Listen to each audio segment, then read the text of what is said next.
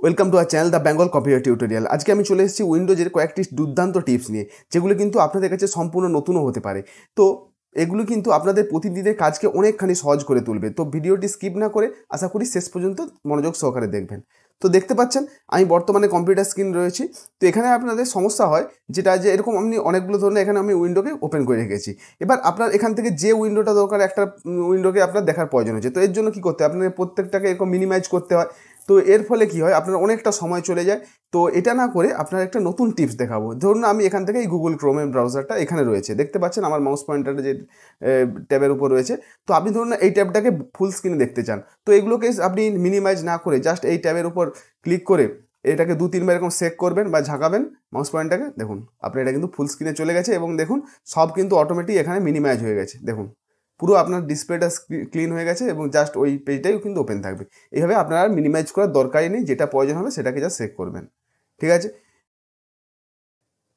তো এরপর নেক্সট টিপ কি, দেখতে পাচ্ছেন আমার এই যে মাউস পয়েন্টার, দেখুন এটা কিন্তু কালারটাও আলাদা এবং সাইজটা দেখুন অনেক বড়। তো আমি এটা কীভাবে করেছি তো চলুন দেখে নেওয়া যাক।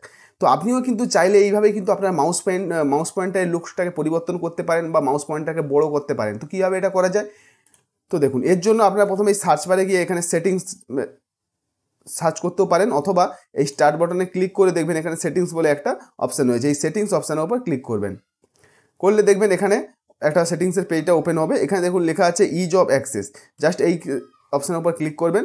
এবার দেখুন এখানে বাম দিকে চলে আসবেন, এখানে দেখুন লেখা আছে মাউস পয়েন্টার। এই যে মাউস পয়েন্টার অপশানটা লেখা আছে এর উপরে ক্লিক করবেন, করলে দেখুন এখানে মাউস পয়েন্টারে বিভিন্ন রকম আইকন আপনি দেখতে পাবেন। এবার এর মধ্যে থেকে আপনার যেটা পছন্দ হয়, বাই ডিফল্ট আপনাদের সবসময় এই হোয়াইটটাই থাকে, তো আপনি চাইলে এটাকে ব্ল্যাক করতে পারেন বা যেমন আমি অন্য কালার করছি তার জন্য আপনাকে এই কালার কাস্টম অপশানে ক্লিক করতে হবে।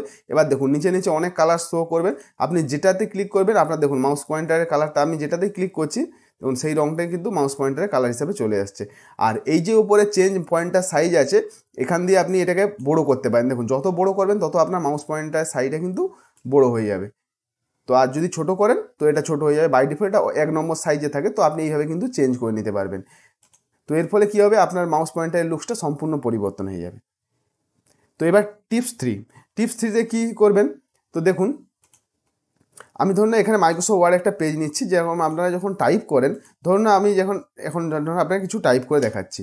ঠিক আছে, দেখুন আমি ধরুন এখানে লিখবো যে বিউটিফুল।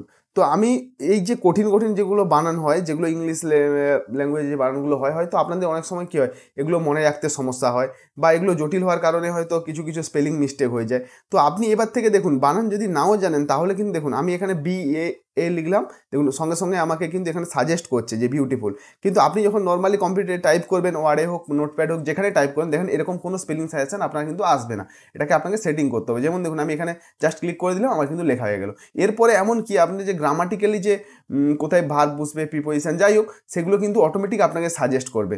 ঠিক আছে, তো আপনি এখান থেকে যদি চান যে কোনো একটা, সেগুলো কিন্তু পরপর চলে আসবে এবং আপনি পছন্দ হলে আপনার যদি এগুলো লাগে মনে হয় এই ওয়ার্ডগুলো, তো এগুলোর উপরে যা ক্লিক করবেন অটোমেটিক এগুলো কিন্তু লেখা হয়ে যাবে। তো এটা আমি কীভাবে করেছি, তো আরও একটা বানান আপনাকে লিখে দেখাই। যেমন আমি ধরুন না লিখবো বাটারফ্লাই, যেমন আমি BU জাস্ট টি লিখলাম। ঠিক আছে, দেখুন অটোমেটিক আপনাকে সাজেস্ট করছে যে BUT দিয়ে কীগুলো হয়, বাট হয়, বাটারফ্লাই হয়। দেখুন আপনি জাস্ট ক্লিক করলাম, এইভাবে চলে এসেছে। এমনকি এখানে কিন্তু আপনার ইমোজিও কিন্তু চলে আসবে। যেমন এগুলো দেখুন গ্রামাটিক্যালি বিভিন্ন সাজেশন আপনাকে দিচ্ছে, ইজ হবে না অ্যান্ড হবে। তো আপনি যদি চান এখানে কোনো ইমোজি ব্যবহার করতে, তো সেটাও কিন্তু অটোমেটিক চলে আসবে। তো এইগুলো কীভাবে করবেন তো চলুন দেখে নেওয়া যাক। এই স্পেলিং সাজেশনটাকে কীভাবে আগে অন করবেন। তো আমি মিনিমাইজ করে দিচ্ছি। সঙ্গে সঙ্গে আপনি এখানে স্টার্ট বাটনে ক্লিক করবেন। স্টার্ট বাটনে গিয়ে এখানে সেটিংস অপশানে চলে যাবেন, যে সেটিংসের পেজটা আগেও এসেছিলো। এই ফাইন্ড অ্যান্ড সেটিংস, ওই যে সার্চ বক্সটা রয়েছে, জাস্ট এখানে লিখবেন যে টাইপিং সেটিংস। দেখবেন টাইপিং লিখলেই টাইপিং সেটিংস অপশানটা চলে আসবে। এই টাইপিং সেটিংসটা অন করবেন। ঠিক আছে, টাইপিং সেটিংস পেজটা ওপেন করলাম। এবার দেখুন বাই ডিফল্ট কিন্তু আপনাদের এগুলো সবই দেখবেন এরকম অফ করা থাকবে। ঠিক আছে, ওগুলো অফ করা থাকলে কিন্তু আপনাকে যেরকম ওই লিখছিলাম আমি যেভাবে, তো ওভাবে কিন্তু আসবে না। তো এইগুলো কী করতে হবে, এই show text suggestion as I type, এটাকে অন করতে হবে এবং automatically misspell word that I type, তাহলে এটাকেও কী করতে হবে, অন করতে হবে। তাহলে কী হবে, আপনি যদি কোনো ভুল ওয়ার্ডও লিখে চলে যান তাহলে ওটা কিন্তু অটোমেটিক ঠিক হয়ে যাবে। ওকে, ধরুন তো আমি আপনাদের প্রথমে এখানে একটা ভুল স্পেলিং লিখে দেখাই, সেটাও কিন্তু অটোমেটিক এখান থেকে কারেক্ট হয়ে যাবে। কী হবে, ধরুন আমি অ্যাভেলেবল বানান এর পরে আমি আইটা স্কিপ করলাম। ঠিক আছে, LABEL লিখলাম, দেখুন এন্টার মারার সঙ্গে সঙ্গে কিন্তু আমার দেখুন এই আইটা কিন্তু অটোমেটিক চলে এসেছে। তো এইভাবে কিন্তু আপনি কোনো মিসস্পেল ওয়ার্ড অটোমেটিক যদি আপনি এন্টার মেরে চলে যান তাও কিন্তু এটা অটোমেটিকভাবেই ওরা ঠিক করে নেবে। তো এটা কিন্তু আপনাদের লেখার ক্ষেত্রে প্রচুর কাজে লাগবে।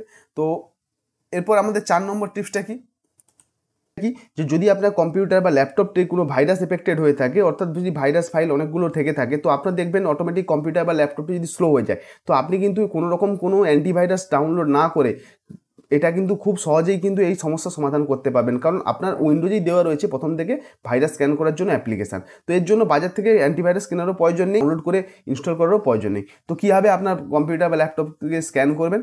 তো স্ক্যান করার জন্য ফার্স্ট এখানে আপনি সার্চ বক্সে ক্লিক করবেন, দিয়ে এখানে রান লিখে সার্চ করবেন। রান কমান্ডটা ওপেন করতে হবে। এই রান লিখে এন্টার প্রেস করবেন, দেখবেন রান কমান্ডটা চালু হয়ে যাবে। এই ওপেন অপশানে এসে এখানে কিন্তু লিখবেন এমআরটি, ঠিক আছে, লিখে আপনি ওকেতে ক্লিক করবেন। করার পর একটু টাইম ওয়েট করবেন, কারণ এটা চালু হয়তো 2-3 সেকেন্ড সময় লাগতে পারে। দেখুন আপনার কাছে এরকম একটা পপ আপ উইন্ডো আসবে। আপনি কি করবেন, এখানে দেখে লেখা আছে Microsoft Windows malicious software removal tool, মানে অর্থাৎ এটা কি কাজ করে যে আপনার কম্পিউটারে যদি কোনো ভাইরাস ফাইল থাকে বা মালওয়্যারযুক্ত কোনো ফাইল থাকে, যেগুলো কিন্তু আপনার কম্পিউটারকে স্লো করে দেয় বা অনেক ফাইলগুলোকে করাপ্ট করে দেয়, নষ্ট করে দেয়, তো আপনি সহজে এগুলোকে স্ক্যান করে কিন্তু ডিলিট করে দিতে পারবেন। তো এর জন্য আপনি কি করবেন, ইয়েস অপশানে ক্লিক করবেন। ইয়েস অপশানে ক্লিক করার সঙ্গে সঙ্গে দেখুন এখানে অপশানে আরেকটা পেজ আসবে, এখানে আপনি জাস্ট নেক্সট করবেন। নেক্সট করার পর দেখুন এখানে রয়েছে স্ক্যান করার কতগুলো অপশান, কুইক স্ক্যান আছে, ফুল স্ক্যান আছে, কাস্টমাইজ স্ক্যান আছে।